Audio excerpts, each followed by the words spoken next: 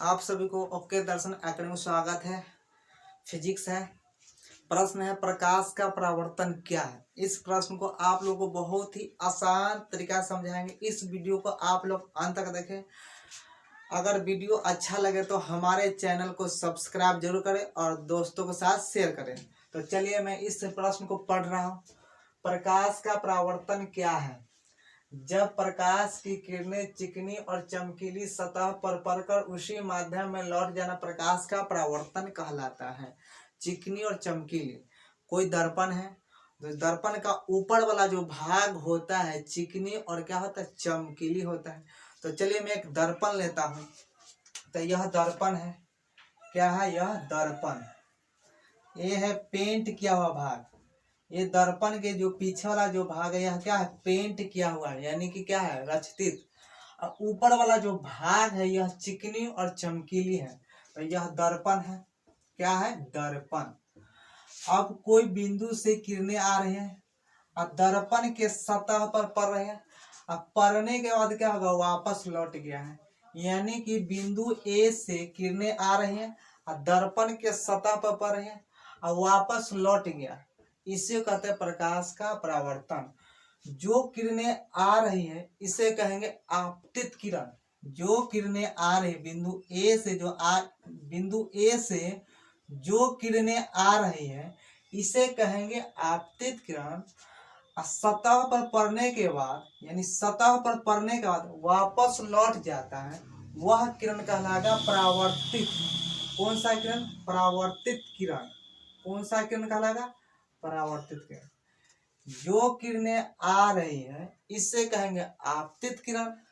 और सतह पर पड़ने का तो वापस लौट जाना उसी माध्यम में, इसे कहते हैं परावर्तित किरण। क्या कहेंगे, परावर्तित किरण। जो किरणें दर्पण के जिस सतह पर पड़ती है इस बिंदु को कहेंगे आपतन बिंदु। क्या कहेंगे, आपतन बिंदु। क्या कहेंगे इसको, आपतन बिंदु। जो किरणें दर्पण के जिस सतह पर पड़ती हैं, यानी जिस बिंदु पर पड़ती है इसे कहेंगे आपतन बिंदु। कौन बिंदु कहेंगे। और जो सीधी रेखा आपतन बिंदु पर लंब होती है, जो सीधी रेखा आपतन बिंदु पर लंब होती है उसे कहेंगे अभिलंब। यह है अभिलंब। अभिलंब। अभिलंब और आपतित किरण के बीच जो कोण बनता है उसे कहेंगे आपतन कोण। यानी इसको आई से सूचित किया जाता है। इससे किससे सूचित करें, आई से।